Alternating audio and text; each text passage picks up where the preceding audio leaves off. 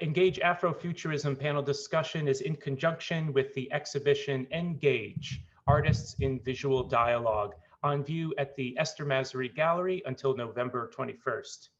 It's an inclusive exhibition of 22 modern and contemporary artists curated by Stephen J. Tyson, and it responds to the present moment, celebrates diverse heritages, and envisions new futures. Spanning 91 years, this multifaceted show invites the viewer to see our world through many media and perspectives, as each artist shares a unique and compelling story of the human experience. Now allow me to introduce our speakers tonight, and as I do, I'll show you their work in the exhibition. This work is by Alisa Sikelianos-Carter from Moonwalker from her Crown series. Sikelianos-Carter is a mixed media painter from upstate New York and a 2020 recipient of the Sustainable Arts Foundation grant and a current studio fellow at Next Haven in New Haven, Connecticut. She has been awarded residencies at the Millet Colony for the Arts, Vermont Studio Center, the Wassaic Project, and Yaddo. Her recent exhibitions include group shows at the Tang Teaching Museum, Bronx Art Space, and Pelham Art Center. She earned her BA and MA from SUNY Albany in painting and drawing.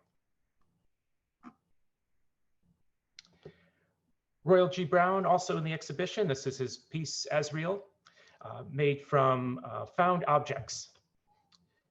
Royal G. Brown earned his BA in Fine Arts from SUNY Albany in 1995 and has shown at the Knott Gallery at the Schenectady Museum, Hudson Valley Community College, and the New York State Biannual Exhibit. Currently, he works out of his studio at the Albany Barn, and Albany Barn will have open studios on December 11th, so look for that. And he continues to show in various area venues. Royal is as much a shaman and mystic as an artist, and he has earned the grade of first-degree Wicca practitioner and is a devotee of the Yoruba tradition of Ifa, quantum physics, and Kabbalah. In 2011, he was initiated as a Babalawo, or a priest in the shamanistic Yoruba tradition of Ifa.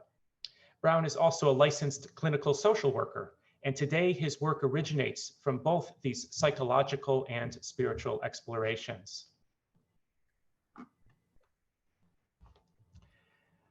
Finally, we have author Rone Shavers, who just published Silverfish with Clash Books. It's an experimental Afrofuturist novel. His fiction has also appeared in various journals, including Another, Chicago Magazine, Big Other, Black Warrior Review, Identity Theory, and Pank. In 2019, he curated the Afrofuturist exhibition In Place of Now at Opelka Gallery, Sage Colleges in Albany, New York. He's also an associate professor of English at the College of St. Rose. And for more information, you can check out his website, roneshavers.com. That's Ron spelled R-O-N-E. Thank you so much, Alisa Sikelianos-Carter, Royal G. Brown, and Rone Shavers for joining us this evening. Thank you. Okay, thank you. Ron, when we spoke last week, I asked if there were any topics that you wanted to make sure we absolutely covered on tonight's panel, and you were adamant that we give credit to the numerous women Afrofuturist artists who have, in your words, spearheaded and sustained this movement. So I thought talking about women Afrofuturists and honoring their legacy and their ongoing work would be a good way to begin this panel. Ron, who are some of the women that have shaped your thinking and your writing about Afrofuturism? Well, I mean, it's even bigger than that, right? I mean, you know, you can't there were two of the kind of giants, or the people who paved the entire way, with Samuel R. Delany on one hand, but also Octavia Butler on the other. So when you think about, say, a book like Parable of the Sower or Kindred or something like that, they really sort of,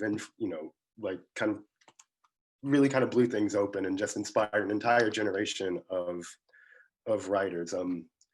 And I'd also be remiss if I didn't mention there's an author who's still writing today. Her name is Cherie Renee Thomas, and she put together a very influential anthology. And sorry, English professor is going to English professor. I'm just going to start pulling books, right? like, sort of I love it. dark matter, right? Where she collected us over, the subtitle is A Century of Speculative Fiction from the African Diaspora. And this came out in maybe 99 or 2000 and just totally blew things open. Really, she's one of the people who really laid the foundation for some of these things. But she has a new book out of a short story called 9 Bar Blues, which is excellent. It's amazing. So I'd just like to kind of give a special shout out to Cherie. But, pretty much in the 80s and 90s you had, and even to this day, you have a plethora of women artists and writers who really sort of just kind of laid the groundwork. Tenerife Due, Nnedi Okorafor, although she much prefers the term African futurism because she's Nigerian. Nisi Shaw, Alondra Nelson on the theoretical side, Madhu Dubé, Cheryl Vent. I could go on and on and on. Really, I just, like, in conversation, it sort of came up because oftentimes, say I'm sitting here talking about Afrofuturism, but I'd just like to acknowledge that a lot of this movement is actually still, put forward by women. Even if you think of, say, something like Beyonce's Lemonade or Janelle Monáe, right? These sort of, like, let's not have these things get overshadowed. So that's my answer. Thank you so much. I know personally, my first introduction to Afrofuturism was in a contemporary literature class in college, and it was Octavia Butler's Parable of the Sower. Yeah. And now, her Xenogenesis series, her Patternist series have been works that have helped me to think through colonialism and a number of issues. Yeah. If you think about Nalo Hopkinson, or even N.K. Jemisin just won a MacArthur Award. So although Ron is the writer here, narrative plays an important role in your works as well, Alisa and Royal. I was hoping you could take us through some of the characters and the mythology you've created and tell us how you came to them. So Alisa, could you tell us a bit, who are the Godics and the Afronauts? Oops, and let me pull up an image here of your work. So the Godics are the beings that I call them Godics, with the crowns, the braided and heads, and then the Afronauts are the two examples are on either side of that central Godics figure, and I see the Godics beings as and using Godics as like a gender or a non-binary term to refer to gods or deities. And I see the Godics as beings that it could be like me now in this time, and I, or anyone in like our current moment, who then transforms into this kind of being in order to survive our climate of racism and white supremacy and anti-Blackness. And so I see them as like future beings that have to become this in order to exist. And then the Afronauts, and this is more recent that I've started thinking of them this way, but I see them as they are from the past, and I think about that in terms of hair, right? Because we're born not with our hair braided, we're born with our hair natural and out, and so I see these Afronauts as like the beginning, similarly to when we're born and we haven't transformed into this way. And the Afronauts, they have been happening or existing simultaneously throughout history, and now, but they're definitely from the past and sort of the original beings of this world, and then these other beings develop as another way to survive.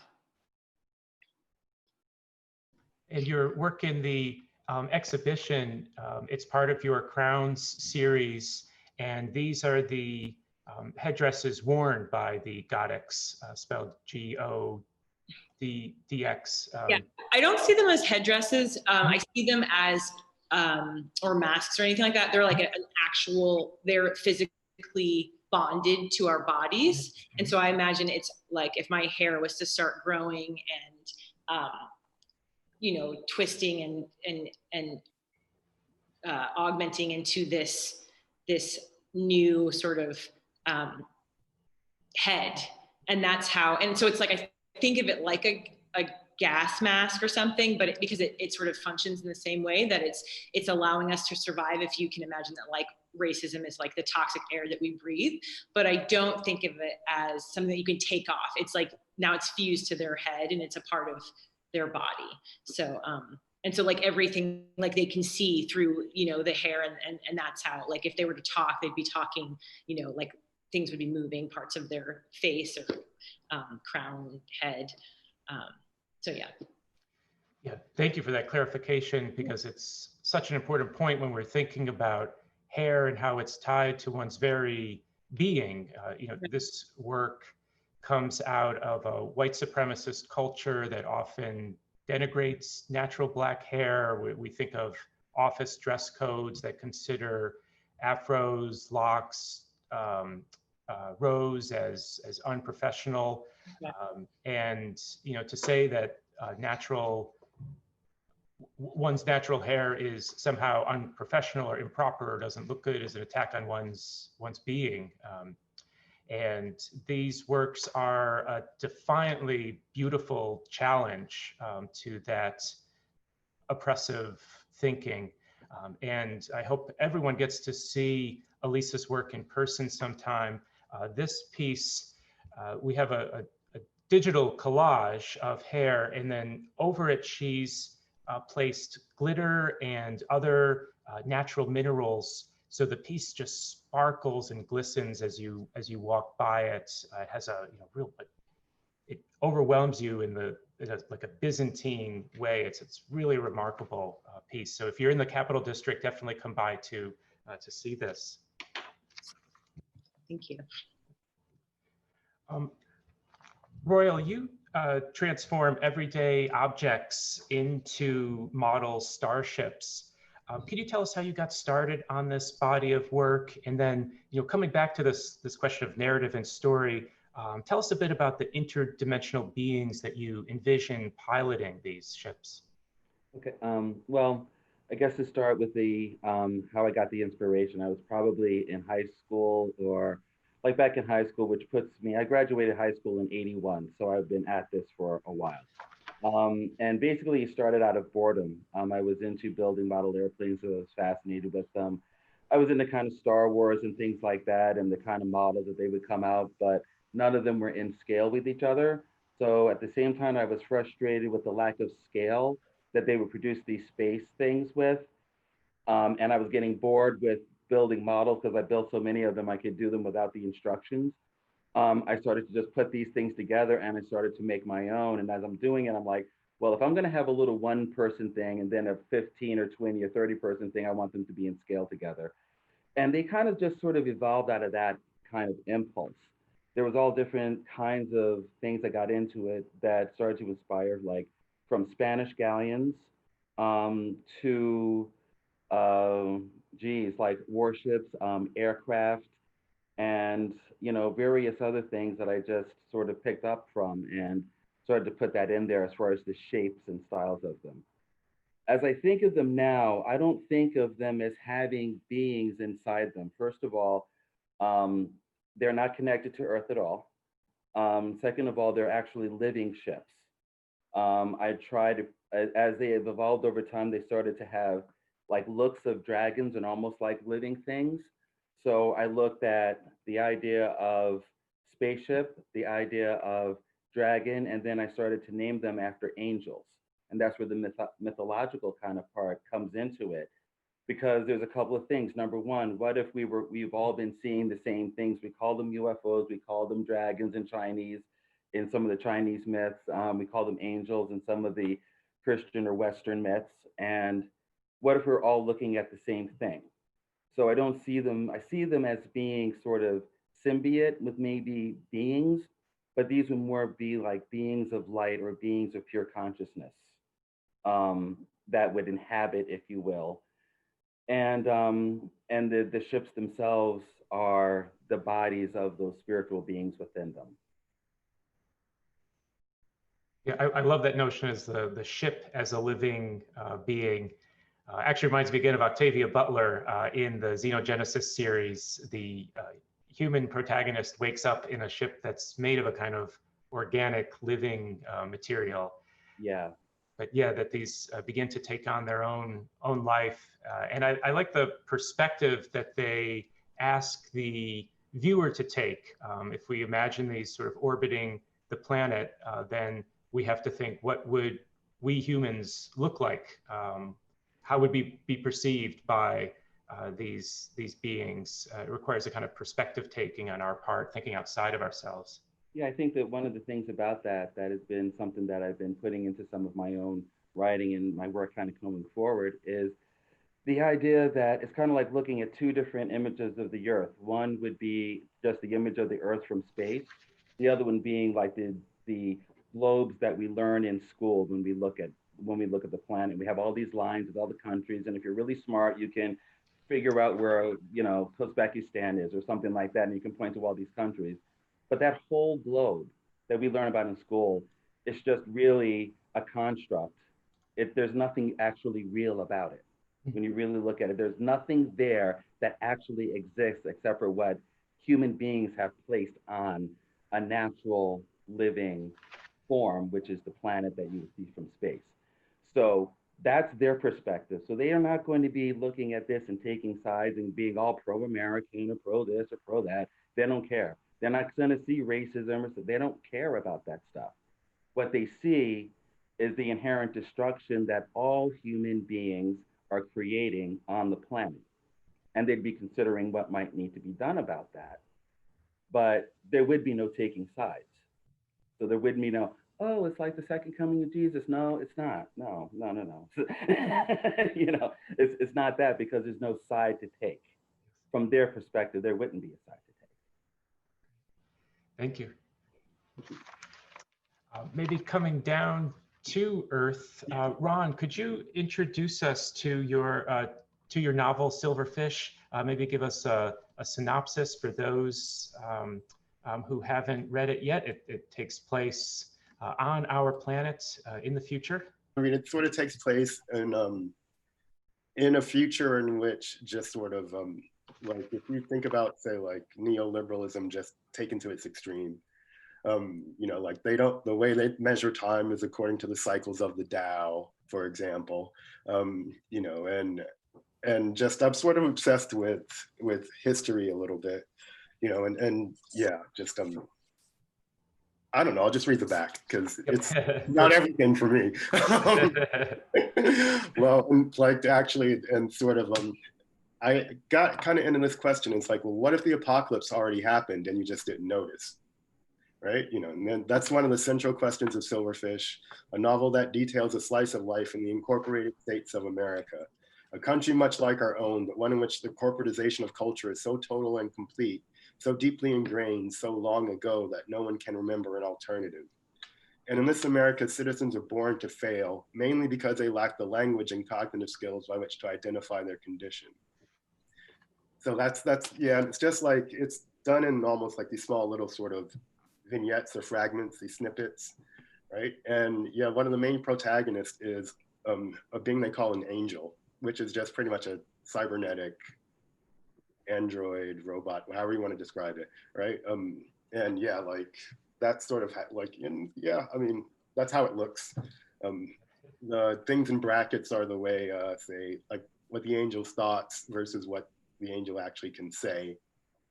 All these particular sort of things. Yeah, it's a remarkable book. I hope everyone gets a chance to read it. And I love even just the experimental layout here. As you said, we have what the angel, the cybernetic being, is saying in bold, what she's hearing in Roman, and then the italicized thoughts.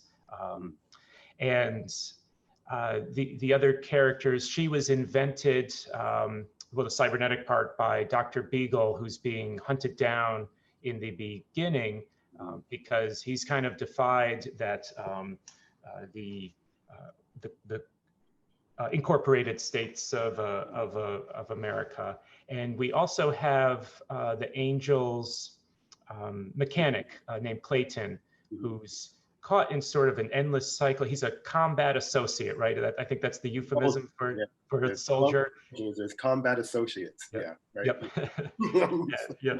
And they're told by their employer that they have a certain number of drops that they have to complete, and then ostensibly they'd retire or something. But as you said, it's set up to fail, so that they are always killed before they get a chance to retire, and then their savings are brought back into the system. The Angel was originally a woman named Roberta, and when her armor stripped down, we finally learn about her, and Dr. Beagle tries to bring her original consciousness back. And so it's very much a story of both Roberta and Clayton trying to find themselves within a very oppressive structure. And here's that quotation that you had just said. The apocalypse that you talk about is very much a linguistic one. It's already happened, in case you were wondering. They say about the apocalypse, this is Dr. Beagle speaking. Simply put, the apocalypse happened when humans saw fit to end metaphor and use euphemism in its place. A quotation that really speaks to, I mean, it resonates with George Orwell and 1984, but certainly applicable today with the kind of corporate speak we hear everywhere, euphemisms that don't really say anything. Okay. Well, we have to evolve to serve our contemporary clients' needs, right?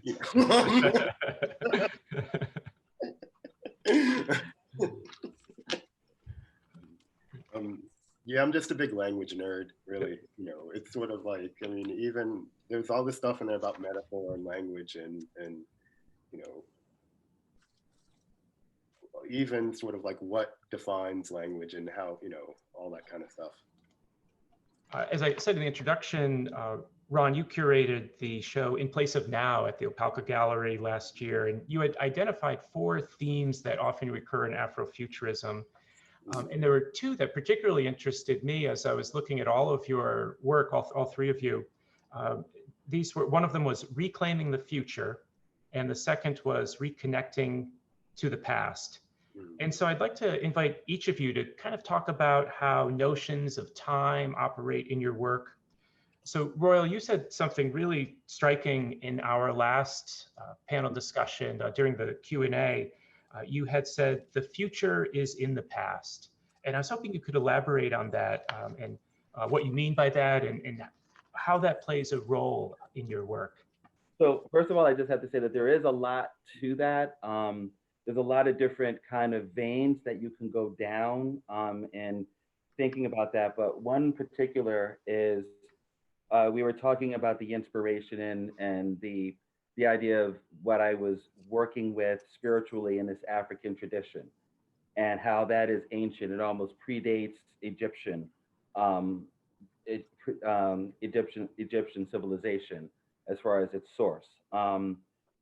And when I went down into that and I started to look at the precepts of it, I found that there were certain ways of looking at what they would call the Orisha or the spirits, but they use the term Orisha, which means select head, which means consciousness, and how consciousness works and how consciousness informs reality. And then where's the future? And when we look at science and science fiction and even the forefront of quantum physics right now, what they are learning is like through the double slit experiment. I'm not sure if everybody knows what that is, but through that double slit experiment, scientists started to realize that consciousness actually informed the basic building blocks of reality. The basic fundamental particles of matter came in and out of existence depending on whether you looked at it or did not look at it, whether you were consciously engaged or not.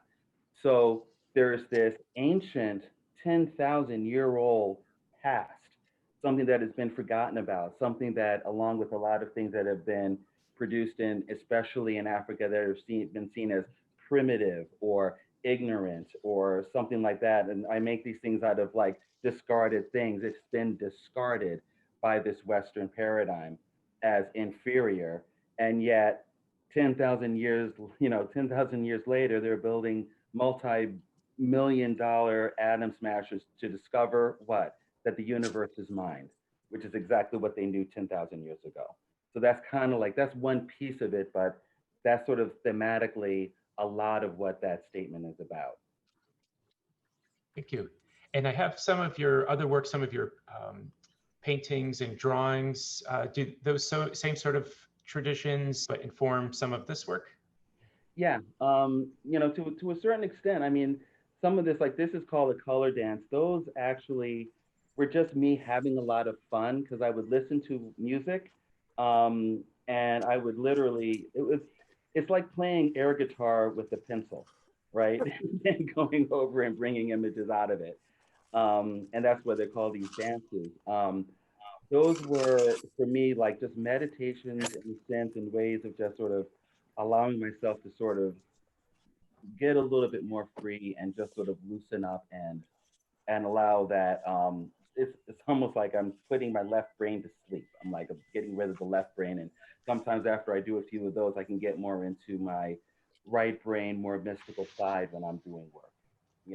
One of the other ones I think I sent you was one of the mask images. Those would be, or like that one. That would be something that would come after doing some of these, like even the timeline of me creating them. Some of those abstracts came first and then they evolved into a little bit more form. And then all of a sudden, these faces and masks started coming out of them. And again, it wasn't something I was doing on purpose, but I felt like that was me connecting with this ancestral piece that informed African masks. I wasn't trying to repeat what African masks look like or take an African mask and put it on a flat piece of paper. But I feel very much that the inspiration by going there spiritually and touching my ancestors and going into these transpossessive states and meditations with the ancestors, these images started to come from within. And that I think is what they were doing when they were creating these masks for ritual reasons in Africa. Great, thank you. And that connection to ancestry really gets to my interest here in time. And Alisa, maybe we could turn from the ancestor to the future ancestor. I love that term that you have for these characters and that sort of temporal paradox in that. Could you talk to us about that idea of the temporal of the future ancestor? Yeah. I think, I mean, there's like lots of people who've used that name or title and I don't know them, but we just think similarly, I guess. But I thought it was interesting because I guess the ancestral part was thinking about my own like heritage and ancestry and relationship to hair and like the Black tradition of ornamentation and hair. And then, so that's just like, yeah, ancestors. And then the future aspect of it was imagining that these beings are projected into the future. These are what we will become. But I also, it was imagining them like kind of reaching back to us and telling us their story and telling us what has happened. So that's true. I also imagine that like people after us find these for example, well, this painting or really any large painting, but kind of walking into like an altar room or something and happening upon these paintings and seeing these stories depicted. And so it's like, and then, so in that idea, they're sort of in the middle. Yeah, like this listen and behold, a storytelling. Like I see it as a piece that that future humans, after all of this is sort of settled, will find this similarly to like happening upon or just discovering like Egyptian tombs, and pyramids. And so it's like, it's confusing to me because it all like makes sense, but it's all totally wacky. And I understand that. It's like all the things are falling in on each other. But so those are the future ancestors. And I think was just talking to you about this, Robert, but with like the Afronauts, and perhaps we'll get to this with our questions, but like, as I said, they're of the past, but they're sort of, it's like how I want to relate to the past. And so sort of like looking to them or understanding them as like people who have survived and you know, in some of my paintings, they survived by drowning and existing underwater and adapting, or in my narratives or whatever, but sort of like tapping into that power, that their ability to survive what they endured. Yeah, because you're doing a number of pieces now about the ocean and using them to revisit the past. I think From the Ocean Above was maybe one of the first ones. Yeah. And then this is a very recent one. Are you doing this? Was this during the residency right now? Yeah. So I'm doing like a series of those. And I didn't include it, but there's a larger painting that this one is based on that's still in progress. But so just like on a whatever making level, I'm trying to make smaller pieces to kind of support the larger pieces and like building out the world and like kind of maybe like snapshots of different parts of the narrative. But this piece is in reference to Africans during the Middle Passage who were kidnapped and being brought to enslavement or to be enslaved. And instead of that happening, they jumped, like the forced suicides, they jumped deaths into the ocean. So this is like imagining what, this is like the actual just them, you know, falling and transforming into sort of these mer people who then exist underwater.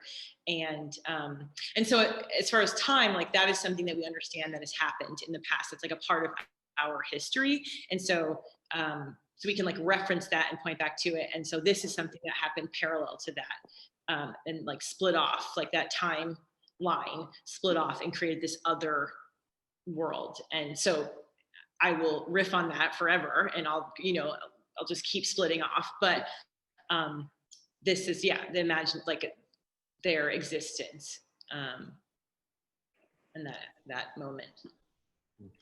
I just want to say they remind me, and the way that you talk about these beings, they remind me a lot of the Iami, who are that's from the Yoruba. They are they're called crows that fly upside down. They are also sometimes called the witches, but they're deep ancestral, what I like to call like root magic beings, but they're also interdimensional at the same time. And they carry a lot of not just justice, but they carry the pain, but they transform the pain into like justice in a sense. Yeah. So I was just struck by that. So I love that. I need to read about it, obviously. Yeah, the connection to water and history occurs elsewhere in the exhibition. At our last panel discussion, we had Daisha Devon Harris, who finds old photographs from antique stores, puts them on transparencies, and then places them in water in her native Saratoga. And she spoke about thinking about the Black bodies that came before her passing through water, perhaps even those waters. And the philosopher Christina Sharp has a book, 2016 book called In the Wake, on Blackness and being, that I highly recommend to everyone. And one of the ideas she looks at is the notion of residence time, which comes from the sciences, so that the elements in our body still remain in the places where we have died. They become part of that environment, and that they're continuing into the present. There's a really moving project right now called the slave wreck project of Black scuba divers. It's like a community. There was one Black scuba diver who started training others, and they go out and find sunken slave ships, and they document them.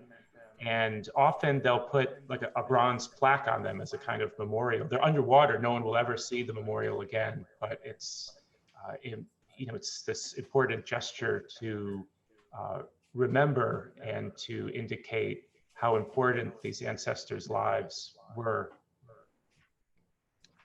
Ron, in your novel, I was thinking when Royal was talking about some of the ancient deities and traditions play an important role today, your novel begins with a Yoruba deity, Alegba, who is delivering a kind of prologue of sort. The deity says, "I get ahead of myself sometimes, and it's difficult to say what occurs when. The concept of time is lost on someone like me. So here's a story of what once will happen, told to only you and a handful of others, so that you know how to survive it." I was curious about why it was important for you to set this story, to have this deity speaking to us in the present, this deity who kind of stands outside of time, is transtemporal, as opposed to just setting the novel in the future without any connection to the present.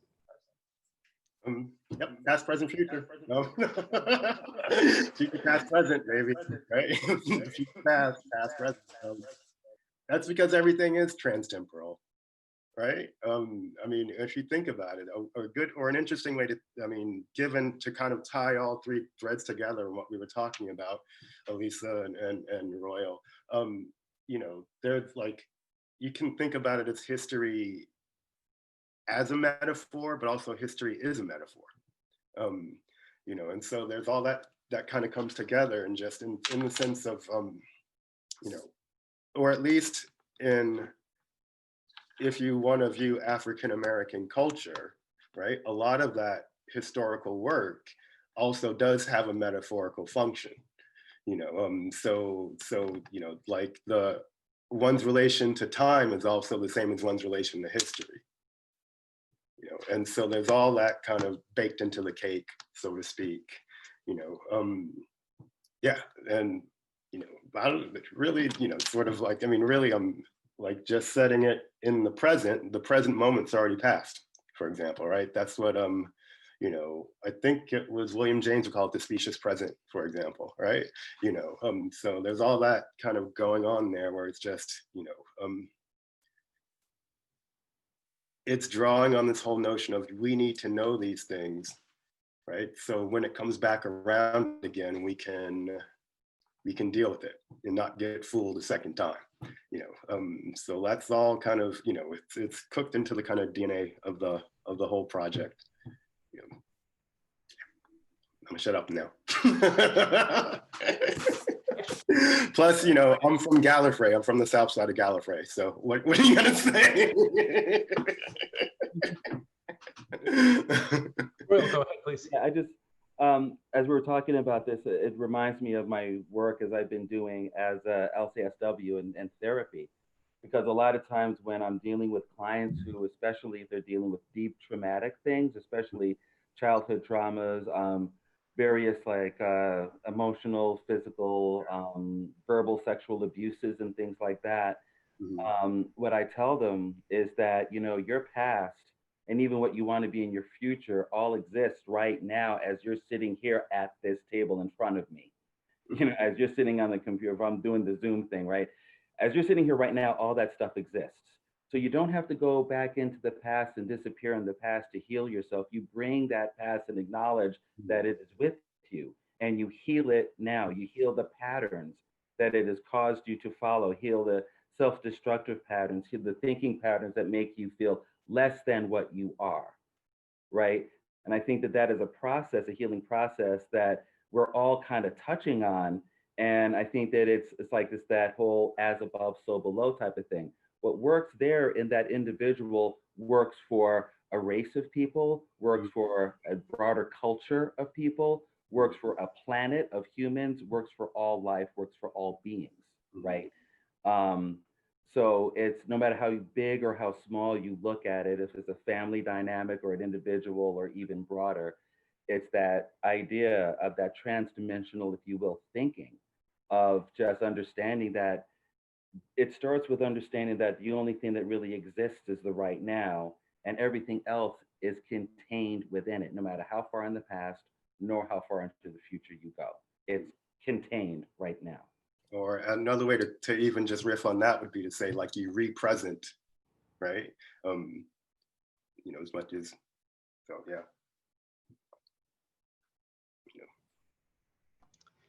And it sounds like both in artwork and in therapy, there's a process of becoming, of finding a language to define oneself, particularly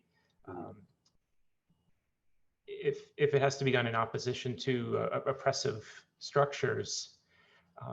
And Ron, I think in your novel, I think of the role of language in this kind of liberatory project. So the character Clayton, who's the mechanic for the angel, the cybernetic character, he's been saving his money as he's supposed to. He has a financial advisor that's given to him by the corporation for which he works. And he always tells him that, you know, oh, well, why don't you do this next drop and save some more money? But he decides to instead invest in language acquisition rather than the other material things that he was supposed to, he was told to invest in. And I think of this, we spoke about this a bit last week, in relation to W.E.B. Du Bois. Certainly your book references his notion of the double consciousness, the sense of always looking at oneself through the eyes of others, particularly with the angel / Roberta as she's, you know, taking on these different perspectives. But I also think of Du Bois's dissatisfaction with Booker T. Washington's model of education, which had stressed working in the stressed labor force training, and instead Du Bois was interested in human, quote, human culture and the lofty ideals of life. Do you see a kind of connection there between what Clayton's decisions about language and this human culture and lofty ideals that Du Bois is talking about? I think you know, it's sort of just, it's a bit bigger, I think, than that. You know, just, I mean, well, one, I am just sort of like, I'm a word nerd, obsessed with like language and codes and everything else, you know, but you know, it's sort of, especially kind of just to draw Afrofuturism back into it, right? You know, there's always this, or, you know, like there's this notion of the book or the archive and the role that the book plays in a lot of these texts, right? Like, even if you think back to Parable of the Sower, it's actually written as a diary. You know, it's the journals of Lauren Oya Olumina, right? You know, so like the book occupies a central place, which is more Du Boisian than the kind of Booker T thing. And I think like especially in terms of race in America, how Black people and brown people are often viewed as the labor force, right? You know, so, but there's that notion, you know, but what we actually tend to respond to and emphasize, moreover, is just the intellectual work, what you called like the lofty ideas. You know, so I mean, that's that tension there. And how does it come across? Often is just through language, right? Yeah, think of language, the book, the text. Royal, maybe we could look at these, some of this work. So you've invented an alien script through which interdimensional beings send us messages to decode. And at one of your exhibitions at the Albany Barn, you had invited viewers to try to translate these messages. They were shown side by side with some of your artwork. Could you tell us more about this language and its lexicon? And most importantly, what are the messages that the viewers take away after decoding? So what you see, like the problem and the challenge is to change your thinking. That is actually what is written here. If you were to go from top to bottom. And these are, again, I can't tell you when I first started to develop this language. I was captivated in my mystical searches again. I was captivated by the idea of like the Hebrew language and even the Egyptian letters and the Egyptian hieroglyphics, because these were letters that also were angels, that also stood for mystical constructs. They represented energies or frequencies of consciousness more than they were just a script, right?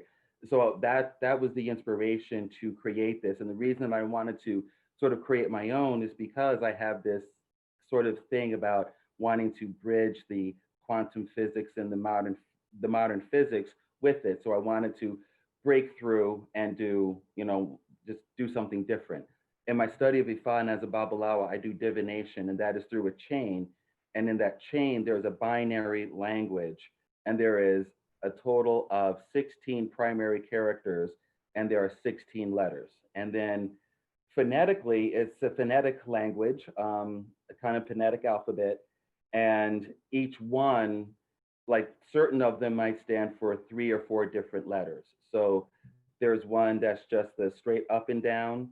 It goes up, over, and down. You can see a couple of the symbols in there, and they'll have either 1/2 slashes, or maybe a little squiggle, kind of like a sign over it like that. And that would stand for 3 different letters, D, T, and N. And this came from taking linguistics, because if you look at D, right, and T, and then N, your tongue is right there right behind your teeth as you're saying them. Your tongue is in the exact same position. So the one line is a hard sound of that letter, the 2 lines are a soft sound of that letter, and then this would be the vocalized sound of that letter. So you have D, T, and N in one letter. So I kind of compressed all the letters of the alphabet into 16 symbols, and then each of those 16 symbols, which is coming, this is what I'm doing for the next Messengers and Messages show that's going to be in February, if I get it done in time. But it is the whole thing about the esoteric meanings of all of those symbols, as well as what they mean as far as the phonetics. And this was just one of the examples. There's 4 of these panels, and all 4 of them are one sort of grand message, but that is the message that belongs to that one specific panel. Thank you. Yes, Ron. Actually, because I was gonna bring Alisa into this, because you use a lot of, well, you have a lot of symbolic meaning in your work too, and so I wanted to know maybe if you want to, or if I would ask you to speak about that. I want to. I was like so excited to hear it and just to see it. It's so beautiful. I have some examples, Robert, that we can point to in your slideshow. So I also have an alphabet, or like an alphabet, I guess. And I love hearing about, just how you described it. It just gave me ideas, because I feel like I just make things up, and I'm like, it's just what it is, and I don't really, and I just keep going with it. So it's good to like actually have some more meaning and thought behind it. But these shields, so I'll point them out, but on the top and in the sort of to the left of the shield on the left and on the bottom, there's these forms that are symbols, and it's actually quite hard to see in this, so I'm sorry. We'll see it in the Listen and Behold a little clearer, and on the right, there's another form. They kind of look like islands, but they're actually these shapes that I took from other paintings that are in this slideshow, but I just saw them as very meaningful. Like I just saw them from organically applying gold or silver foil. And in like my first 2 paintings, the first paintings I ever made, and then of this project, of this body of work. And I just picked out these symbols because I just felt like there was something important about them. And if you go to Listen and Behold, we can see them more clearly, but I think about them as like a spoken language, as a written language, as bodies of forms, like land forms. So they really like represent so much. So you can kind of see them. It's actually not as easy as I thought, but this arc above the figures are those figures, and you can see where the light hits them a little bit easier. But those symbols that I like isolated from these previous paintings, and they don't, and I haven't given them meaning, but I do love the idea of like people trying to read them. And that's how I imagine it. Like and there's other pieces they made that are sort of like these relics that we find, and they're sort of carved, like that. So that's one of the symbols.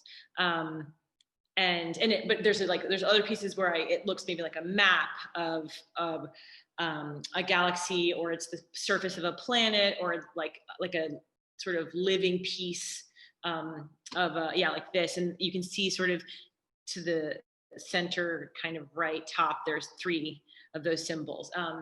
So anyway, so I really relate to that. I love those ideas that you're talking about, Rone, and I definitely have that too. And so I don't have I don't really know what they are yet, but they're very important. I keep using them, and it's not even like anyone can kind of recognize them, but to me, I feel like they are, I don't know, they just like, I love like the idea of like them being like angels or protectors, or somehow like these spells, like each one could have some sort of like protective energy or power, or I just think that's amazing.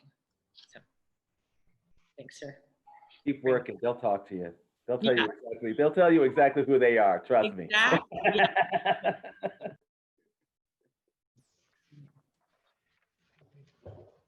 Thank you so much.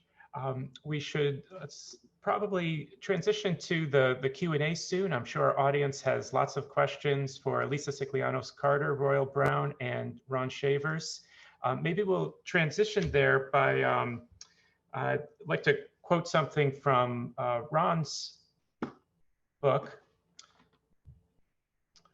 There's a passage at the end talking about metaphor.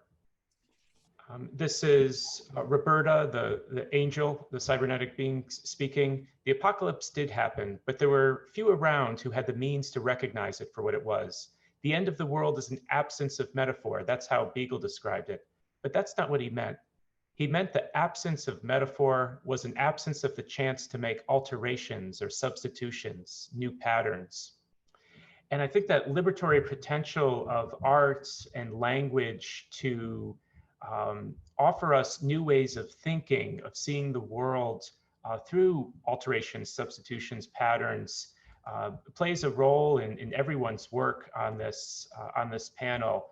The transformation of hair in Alisa Sikelianos-Carter's work, or the way in which Royal G. Brown transforms everyday objects into interdimensional beings.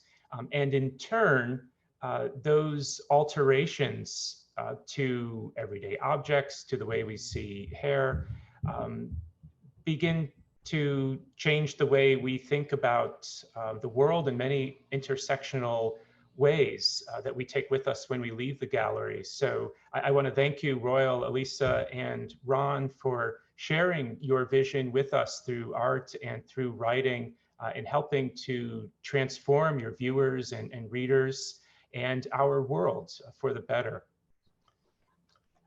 So we'll turn it over now to our audience. Let's see if we have any questions in the chat. Hi, Robert.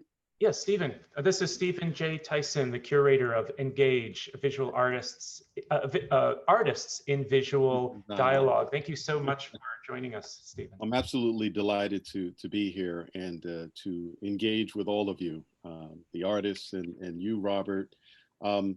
I was wondering if the artists, or maybe Ron, in terms of your writing, if you have a working definition for those who might not be familiar with Afrofuturism. Just what is that? What does that mean to you? Alisa? Actually, I have one from Ron, if you want me to use that, Ron. Sure. This is from your catalog essay, though I welcome each of you to respond. I think I have two quotations here that can be super helpful. Afrofuturism is about, this is Rone Shavers from his catalog essay for In Place of Now. Afrofuturism is about more than just Black computer geeks, Blacks in space, or Black Panther. Afrofuturism is an artistic and cultural movement that speaks to the contemporary dilemmas of Black people, but mediates these problems through either a technological or science fiction lens, so that its message is neither pedantic nor didactic. And then later he goes on to say, Afrofuturism, like any good aesthetic, is a useful way for both seeing and understanding the world, as well as seeing how one sees the world to other people. In essence, Afrofuturism is a tool, and what this particular tool can do is use the tropes of science fiction as a means to illustrate how the great Western meta-narratives are especially problematic when it comes to the intersection of race, history, identity, and issues of race. So Rone Shavers, that was some of your definition. If you want to expand on that, and Royal, Alisa, some of your, we can use that as a jumping off point if that was too intimidating of a question. I'm just gonna, yeah, it's like, oh boy, you got 17 hours? No, but I'm actually just gonna give big props to Royal, you know, just because like what it does is what Afrofuturism does, or a layman's way to put it, right? And you totally put this thing, it's stuck in my head now, right? It uses sci-fi to represent and represent the present, right? So, you know, it's a way of kind of approaching it. It's a way of using, say, like a kind of sci-fi or fantastical lens, you know, just to kind of show you a different aspect of say, Black identity without it necessarily being oppositional, right? Because so much stuff gets put in these binary forms in America of this X versus Y, this versus that. It's a way of all these intersectional aspects that we have. And I'm just gonna, now I'm gonna toss the potato to Royal or Alisa, and you know, if you guys want to add anything. Just to follow up with that, Ron, you've also written to kind of rephrase what you just said, that Afrofuturism allows, has become a way to speak of Blackness and define one's Black identity as, quote, Black in addition to, as opposed to Black instead of, right? Black instead of white, Black in addition to, so that all these other facets. And Stephen, I thank you for your question. And I, at the end now, because I purposefully held off on giving a definition at the beginning. I know artists can be wary of being boxed into a category of Afrofuturism or any category. So I was hoping to just let the panel unfold. Let's see what these artists do. And now all of that has come into our definition. But now I'm talking too much. Royal, Alisa, did you have anything you wanted to add? I think, I mean, I had to answer this question earlier today, and so it's on my mind, but also I'm going to steal a little bit from what you just said, Ron, and also what Robert quoted. But I think I see it as all of that, and also this tool where I get to sort of like expand, like, and where I imagine like Blackness totally expanding in, or this place or this tool to do that, to expand and like have this expansive Blackness, and a place that is free and like where Black people are like whole and powerful and loved. And that's true now, but I imagine it in this other like future place. And you said something else that was important. Just like a way to, I've said this before, but just like to survive and feel empowered and now, you know, and so that's how I use Afrofuturism in that way, to like, to feel, to imagine a different place to exist. I'm losing my thought, but yeah, everything that that was said plus that. As you were saying that, I thought of this recent piece, Home, the title of Home, made me think of a sense of belonging, which it sounds like Afrofuturism is a project that allows the artist to forge her own place of belonging. Yes, absolutely. And it's just like, you get to do whatever you want. And it's like nature, you know, the galaxy, it's just like anything I want, I can create. And that feels really exciting and wonderful. And so that's why like I'm really drawn to it. And I love sci-fi, obviously I love all of that too. Yeah. But oh, that's what it was. Sorry, is that like we have everything we need right now to exist. Like, so I think what Ron was saying about maybe what Royal had said, like the meeting in the middle of the future and the past and the future, and like we have that within us. And so I like literally in my world, it is of our body, and so we have like everything that we need to thrive. And so that's, that like this technology, this God-given technology, divine technology, or like sacred adaptation of a way to, you know, move into the future.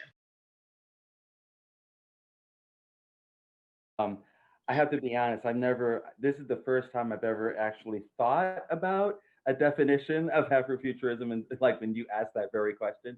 And as I was sitting here and thinking about that, and I was, you know, listen to Ron and Alisa, and it's like it kind of, for some reason, I just had this memory or this thought about the Dogon tribe in Africa, where they had an ancient myth about this triple star system that was actually the Sirius star system, and these explorers went down there and they saw them, and they had these, you know, they were telling them about this Sirius system, the Sirius star system, and they had the Sirius system, and then they had the white dwarf that was connected to it, and then a third one, which science didn't really discover until I think it was like 50 or 60 years after that they actually had the telescopes to see it. And yet here's this ancient African, what we would call primitive tribe, where it was well ingrained in their entire culture and well ingrained in their knowledge. And what this reminds me of, and what it does is it brings me personally back to the genius that is my African ancestors and that is in me. Something that is, as a kid growing up in Clifton Park before there were any other Black people going to Shenandoah, that seemed to be something that was tapped down. That seemed to be something that I couldn't really have anything that was like real intelligence. I might have been a smart kid, but it's not real intelligence because of the color of my skin and how African history and all those things, whether in America or in Africa, has been tamped down and not discussed, and the entire genius of like the Kush people and the major learning centers of Timbuktu, and how it was really the Moors that brought knowledge that caused the Renaissance, not just a bunch of old guys looking at little texts from Greece and Rome, right? All of that stuff has been denied. And this is a reminder of that genius that has already been to the stars and back. And that's that connection for me. Yeah, I often like to just like blow students' mind because like they don't usually think of it, but algebra that's not Greek, that's not Latin, right? Even by name, it's algebra, the integer. So, you know, like it's, I mean, yeah, I hear you, right? I feel like so many of those themes are captured in Alisa's piece, Return to Earth. Alisa, you were just talking about the body containing everything we need, and Royal, you're talking about these intersections with the cosmos and the ancient knowledge of the cosmos, and we see these these ethereal beings, just they contain everything, microcosms, the universe, and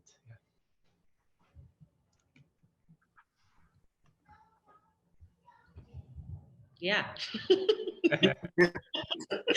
Yeah, no one needed to respond. I was just being with the work for a minute. I was, oh, can I ask a question? Yes. Please. I was wondering to what extent any of you are inspired by music, you know, That's And perfect. I just received a question in the chat asking exactly that. How might music be part of this discussion? and the reason I say that is because when I was coming up, listening to Earth, Wind and Fire, you know, Parliament Funkadelic, you know, they in some of their album covers were presenting Afrofuturism as it's been generally defined. And I was just wondering if you're listening to music that might be from Africa or techno or what, you know, how does that all work for you? Okay, I got two different strains of that. First of all, there was growing up a lot of like what we would call classic rock groups like Yes, especially like Yes, and of course Roger Dean with those wonderful covers and everything. And then like you were saying, Earth, Wind and Fire with some of those wonderful covers. The music like Serpentine Fire by Earth, Wind and Fire, which talks about the spiritual process of Kundalini and like the Kundalini, raising right. of the, you know, all of those kinds of things. And then when you talk about like the more African, when I was going into the Ifa tradition and we were doing what we would call bimbes or ceremonies, it was all about the music because it was the drumming and it was the chanting and the praying to the names of the Orishas one by one by one by one. We would bring the Orishas down. They would embody the spirits of the people that were there. Whew, let me tell you, it's like when I got my initiation and the first time when Yemaya, the spirit came into my body, it's the experience that I cannot even explain. But it was all about the drumming, and I even had the opportunity to do drumming. People sometimes call me a drummer. I do not. Do not call me a drummer for anything. But in these rituals, I was doing the drumming, and through that, I could feel some of that energy.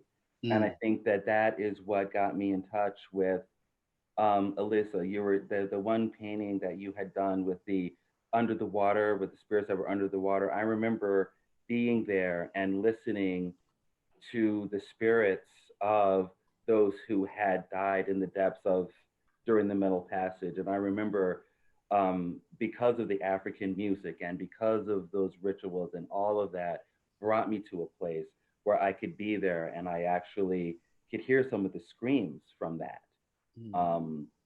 So it's been in different ways. One is sort of rock and roll kind of, I guess, left brain kind of thing that was just a flight of imagination. My father playing the classical music while he showed me pictures of sailing ships and these beautiful books he had.